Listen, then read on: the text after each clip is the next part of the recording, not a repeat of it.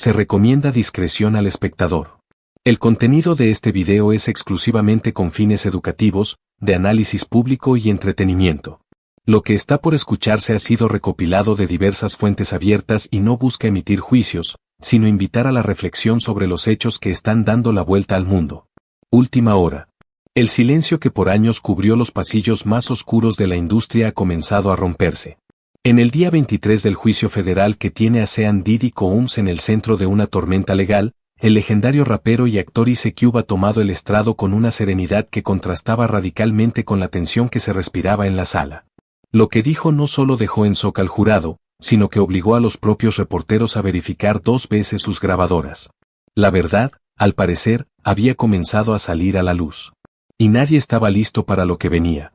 Con voz firme y mirada directa, Ice Cube comenzó relatando su experiencia personal con Diddy, una figura que, según él, no solo movía los hilos desde las sombras, sino que usaba su poder para manipular, silenciar y proteger una red de favores que alcanzaba incluso a nombres inesperados. Lo más impactante llegó cuando mencionó por primera vez a Oprah Winfrey y Jamie Foxx en la misma oración que al acusado. La sala enmudeció. Cube aclaró que no estaba allí para atacar, sino para decir lo que había callado por más de una década. Contó que, en 2004, tras un evento de beneficencia en Los Ángeles, fue invitado por Diddy a una reunión privada. No era extraño entre celebridades, pero algo no cuadraba. Vi gente entrar y no volver a salir en horas, dijo. Gente que después actuaba como si nada, como si hubieran olvidado lo que vieron allí dentro. El jurado se inclinó hacia adelante cuando Ice Cube describió una serie de reuniones secretas en una mansión del Valle, donde según él, no se hablaba de negocios. Relató que vio a artistas novatos y figuras influyentes siendo llevados de un cuarto a otro mientras la música y las risas servían de cortina para lo que, en palabras suyas, era otra cosa. Nadie lo interrumpió. Ni siquiera los abogados de Diddy. El juez pidió silencio absoluto. Y Cube siguió. Jamie Foxx, según el testimonio, también había sido visto en ese lugar más de una vez, pero con una actitud diferente. Jamie no parecía cómodo. Como si algo no encajara con él. La declaración fue recibida con murmullos y miradas cruzadas. Luego, cuando mencionó que una vez vio salir a Foxx de una habitación con los ojos vidriosos y sin decir palabra, varios miembros del jurado bajaron la mirada. Lo que ocurre en esas reuniones no es algo que quieras recordar, remató Cube. Y entonces, sin previo aviso, mencionó a Oprah. Dijo que ella había sido invitada a uno de estos eventos, pero que nunca llegó a entrar. No sé si supo algo o si simplemente no le gustó el ambiente. Solo sé que no volvió, afirmó. El silencio volvió a apoderarse de la sala. Hasta los fotógrafos parecían no querer hacer clic. La defensa intentó objetar, pero era tarde. El jurado ya había escuchado lo suficiente como para que sus expresiones reflejaran desconcierto. Cube se detuvo por un momento, como si estuviera decidiendo hasta dónde llegar. Y fue entonces cuando reveló algo que nadie esperaba, que durante años recibió llamadas anónimas pidiéndole no hablar de ciertos temas. Que más de una vez su familia recibió visitas casuales de desconocidos. Y que, aunque nunca tuvo pruebas directas, sabía que esas presiones venían del mismo núcleo que ahora estaba siendo juzgado. El juez ordenó un receso de 10 minutos tras notar que una de las juradas parecía visiblemente afectada. Mientras tanto, en los pasillos, los rumores comenzaron a tomar fuerza. Algunos periodistas aseguraban que en los próximos días podrían comparecer otras celebridades que hasta ahora se habían mantenido en silencio. Otros decían que una grabación inédita podría salir a la luz y cambiar el curso del caso por completo. Lo cierto es que, tras el testimonio de Ice Cube, todo ha cambiado. La narrativa que durante años se mantuvo enterrada bajo contratos de confidencialidad, pactos de poder y silencios cómplices comienza a resquebrajarse. Y mientras las redes estallan con fragmentos del juicio filtrados por testigos presenciales, la industria del entretenimiento contiene la respiración. Afuera del tribunal, una multitud comenzó a congregarse con pancartas que pedían justicia y verdad. Algunos mostraban apoyo a las víctimas, otros exigían que se investigue a fondo lo que Cube insinuó. Lo que antes parecía un juicio aislado contra una figura polémica, se está transformando en una cruzada pública por la transparencia. Y en medio de todo, los nombres de Foxx y Oprah retumban con fuerza.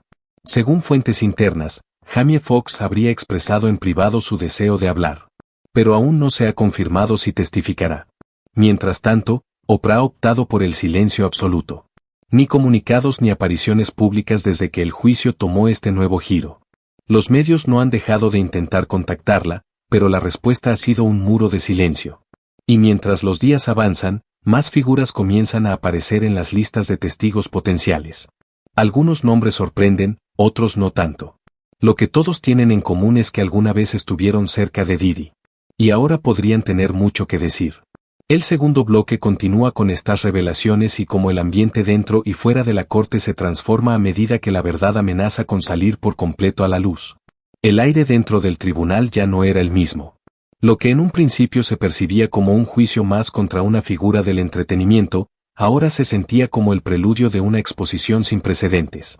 La mirada de Diddy permanecía fija, casi congelada, mientras los murmullos crecían tras el receso. Ice Cube aún estaba en la sala, sentado con una postura serena, pero la intensidad de su declaración seguía vibrando entre los presentes. Una periodista de la NBC filtró a través de redes sociales que había recibido una copia parcial de una transcripción previa del testimonio de un asistente personal que trabajó para Diddy entre 2012 y 2015. En esa transcripción, se detallaban encuentros nocturnos y la existencia de habitaciones selladas dentro de una de las mansiones del productor.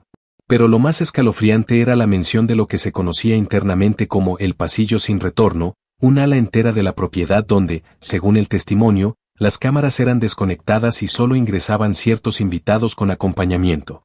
Este nuevo dato generó que el equipo legal de la fiscalía solicitara introducir como evidencia una serie de fotografías de aquella mansión, junto con registros de ingreso y salida. Una de esas imágenes mostraba, según el fiscal, a Jamie Foxx saliendo por la puerta trasera acompañado de dos personas encapuchadas.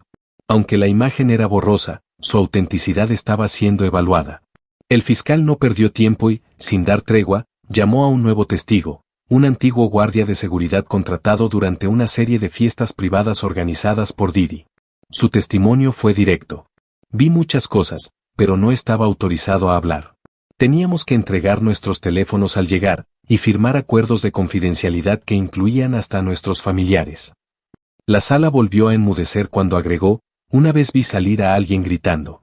Fue sacado por dos hombres de traje, y jamás volvió. El impacto fue tal que el juez tuvo que pedir una segunda pausa por el nivel de conmoción dentro de la corte. La narrativa comenzaba a tornarse cada vez más oscura, pero también más clara.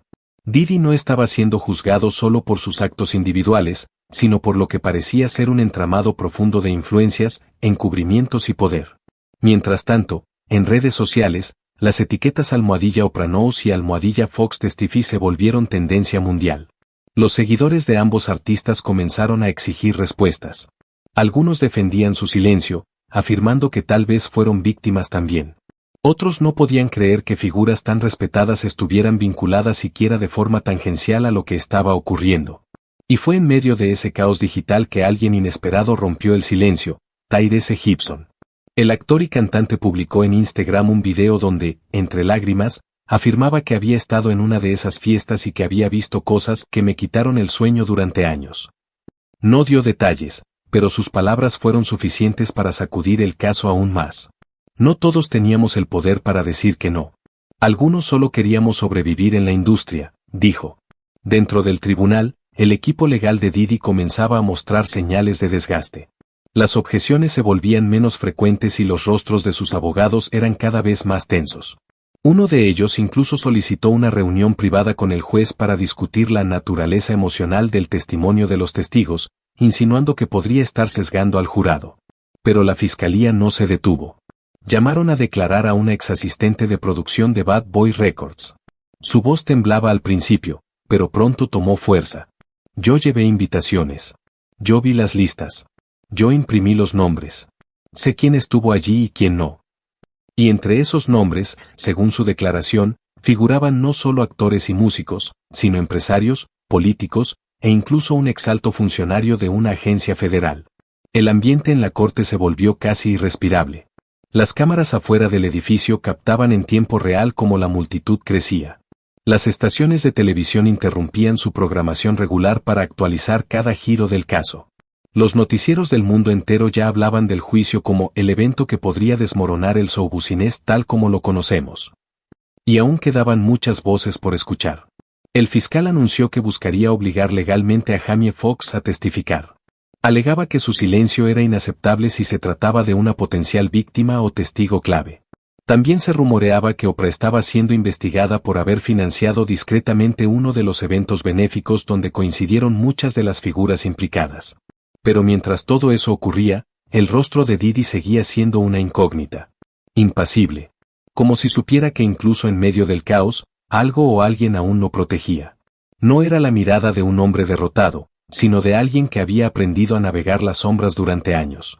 Y sin embargo, las grietas en su muro de silencio comenzaban a hacerse visibles.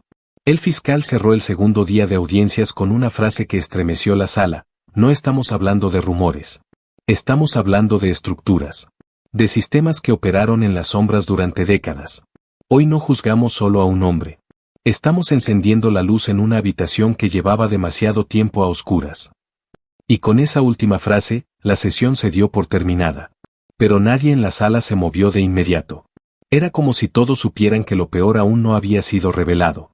Las miradas se cruzaban con una mezcla de temor, rabia y expectativa. Porque si las próximas declaraciones confirmaban lo que hasta ahora solo eran insinuaciones, estaríamos frente a la caída de una figura poderosa y el comienzo de un nuevo capítulo en la historia del entretenimiento mundial. Pero más allá de las cámaras, de los titulares y de los escándalos virales, lo que realmente comenzaba a emerger era una verdad mucho más incómoda: el silencio cómplice que durante años protegió a los más poderosos. Y fue precisamente en ese contexto donde las palabras de Ice Cube cobraron una dimensión aún más profunda. A la mañana siguiente, la sala del tribunal volvió a llenarse incluso antes de la hora estipulada. Los periodistas hablaban en voz baja, los abogados revisaban documentos una y otra vez, y entre la multitud empezaron a aparecer nuevos rostros, figuras reconocidas de la música, el cine y la televisión que, por alguna razón, parecían sentirse convocadas por lo que estaba ocurriendo. Algunos lo atribuían a la presión de la opinión pública. Otros, a la culpa. Ice Cube regresó a la sala con una calma desconcertante. Su presencia, lejos de ser la de un testigo común, se sentía como la de un portavoz de algo mucho más grande. Al retomar su declaración, los primeros minutos estuvieron cargados de tensión. Habló de sus primeros años en la industria, de los contratos injustos, de los favores que se esperaban a cambio de oportunidades, y de las puertas que solo se abrían si uno estaba dispuesto a no hacer preguntas. Pero lo que verdaderamente dejó sin aliento a todos fue cuando mencionó un supuesto encuentro privado entre Diddy y un grupo de empresarios poderosos, en una residencia fuera de California, en 2014. Según él, ese fue el momento en que comprendió que había un club dentro del negocio. Un grupo selecto que controlaba narrativas, carreras y destinos. Y lo más perturbador, si no estabas dentro, lo sabías. Porque te lo hacían sentir en cada llamada no respondida, en cada contrato perdido, en cada amenaza disfrazada de consejo. No estoy aquí para vengarme, dijo con voz firme. Estoy aquí porque si no lo hago yo, tal vez nadie más lo hará. La corte se quedó en silencio mientras continuaba describiendo cómo, con el paso del tiempo, había comenzado a notar un patrón: jóvenes talentos que desaparecían del mapa tras una invitación misteriosa, contratos cancelados por razones absurdas, y rumores cada vez más consistentes sobre fiestas privadas donde no todos salían con la misma sonrisa con la que habían entrado.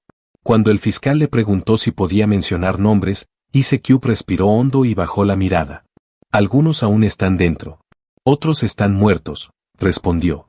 Y sin dar más detalles, dejó en claro que la red era más profunda de lo que se imaginaba. Mientras tanto, fuera de la corte, varios excolaboradores de Bad Boy Records comenzaron a hablar. Uno de ellos, un productor anónimo bajo el seudónimo de Laszlo, aseguró a un medio independiente que muchos artistas sabían lo que ocurría pero que no podían hacer nada. La industria no está diseñada para proteger a los talentosos. Está diseñada para proteger a los que la controlan, declaró.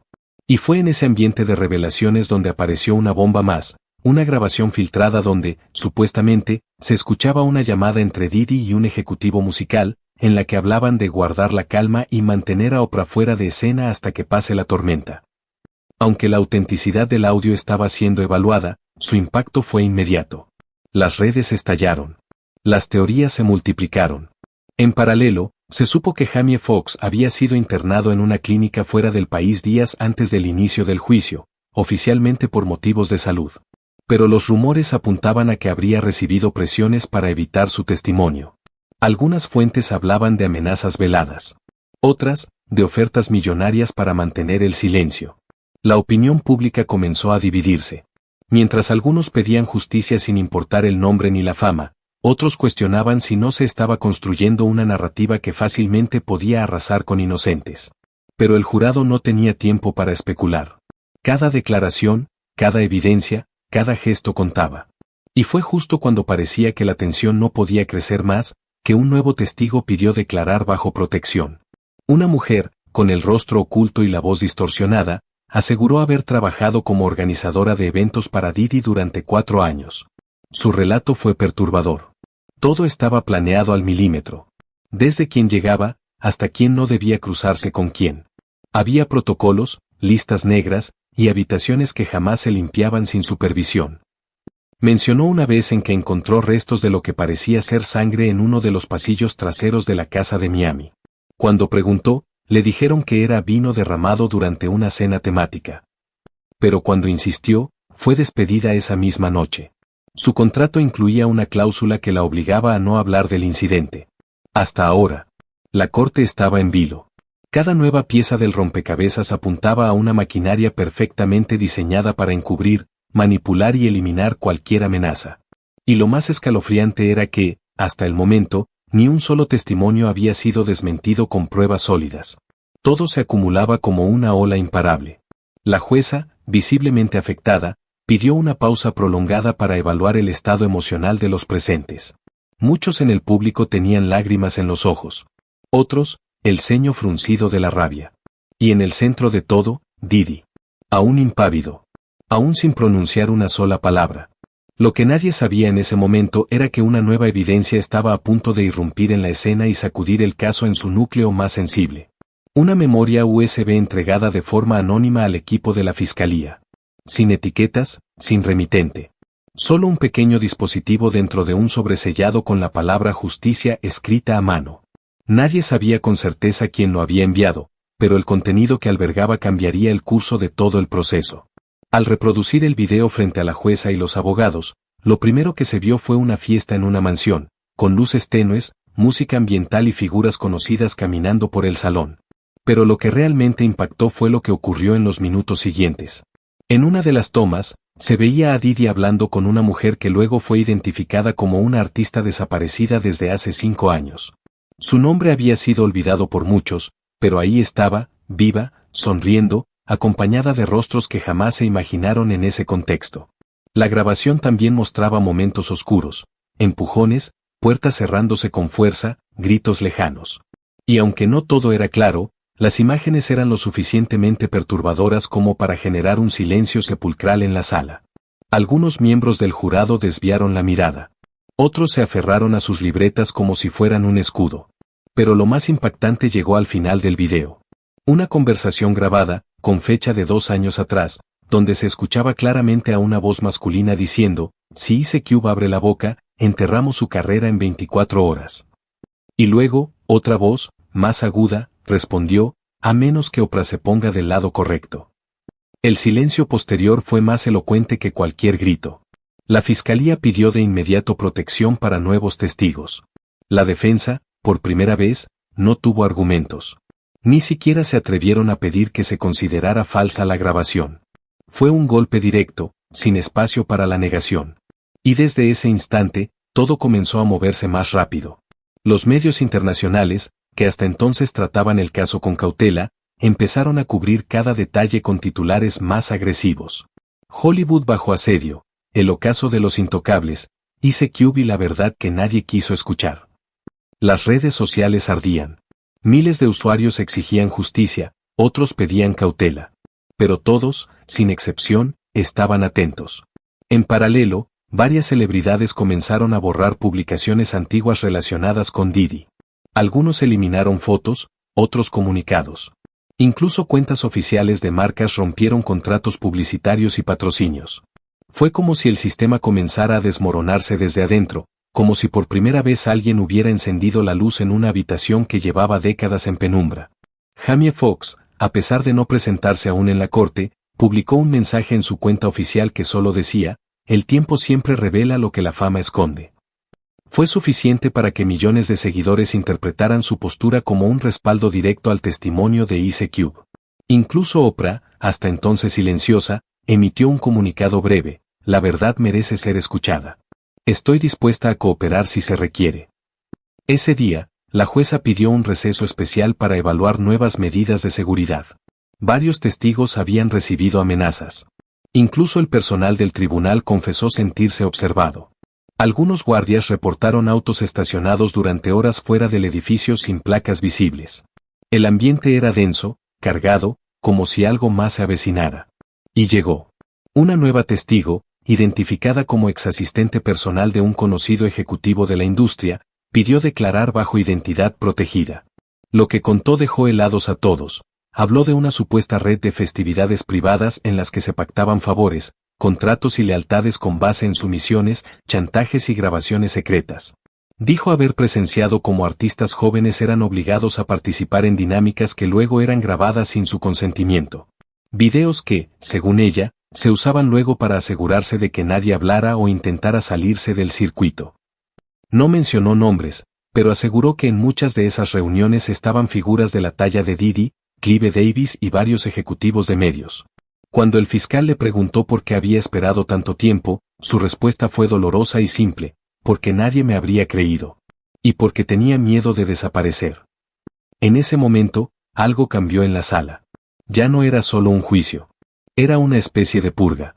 Una limpieza emocional, moral, institucional. Lo que estaba en juego ya no era la reputación de una celebridad, sino la credibilidad de toda una industria. El espectáculo había dejado de ser entretenimiento y se había convertido en una confrontación directa con los demonios que el poder había mantenido ocultos por años. La jueza suspendió la audiencia por ese día, visiblemente afectada. Ice Cube salió sin decir palabra, pero con la mirada firme. Diddy, como siempre, no reaccionó. Como si su única defensa fuera la indiferencia. Pero todos sabían que esa coraza comenzaba a agrietarse. Lo que nadie esperaba era que, al día siguiente, una nueva figura, conocida y admirada en el mundo del cine, decidiera romper el silencio con una declaración que lo cambiaría todo. Sylvester Stallone. En una rueda de prensa convocada de forma inesperada, el legendario actor apareció sin equipo de representantes, sin guión, sin maquillaje. Solo él, una silla y una sala abarrotada de periodistas que no sabían exactamente qué esperar. Nadie imaginaba que el mismo hombre que había encarnado a Rocky durante décadas iba a convertirse ahora en un inesperado símbolo de integridad.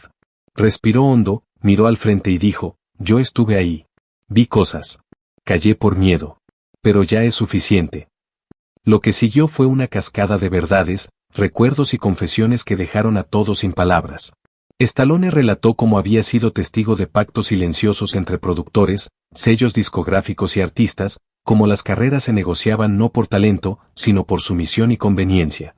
Mencionó fiestas privadas donde no se permitía ingresar con celulares, contratos que se firmaban en habitaciones sin testigos, y miradas que lo decían todo sin pronunciar una palabra. El nombre de Clive Davis surgió en su testimonio más de una vez. Stallone no lo acusó directamente, pero sus palabras tejían un mapa donde las piezas comenzaban a encajar. No diré que todos son culpables, pero sí que muchos lo sabían. Y el silencio también es cómplice. Luego se refirió a Diddy con una frase que retumbó en todos los titulares: él no es el único, pero sí es el rostro de un sistema que durante años operó sin límites. Ese mismo día, un grupo de abogados presentó una nueva demanda colectiva contra diversas figuras de la industria, citando testimonios antiguos que ahora parecían cobrar sentido bajo la nueva luz. Ice Cube, al enterarse, solo escribió una frase en su cuenta: gracias, hermano. Ya no estamos solos. Mientras tanto, los jueces del caso principal solicitaron al FBI ampliar su investigación.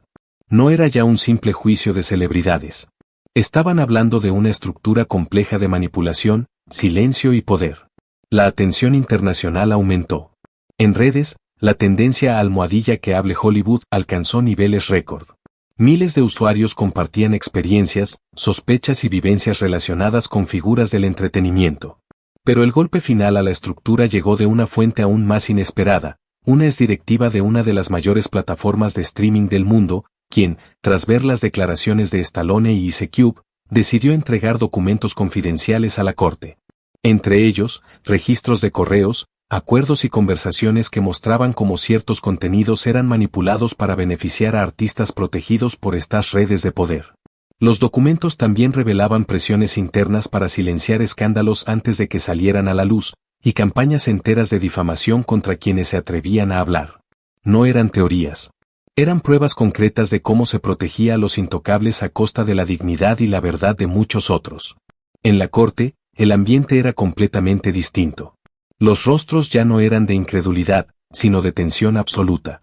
Las defensas comenzaron a fragmentarse. Algunos abogados renunciaron al caso. Otros pidieron acuerdos extrajudiciales. Pero el juez fue claro: esto debe seguir. La verdad no puede comprarse ni enterrarse. Diddy fue citado nuevamente, pero esta vez, ya no como testigo, sino como imputado en un nuevo proceso.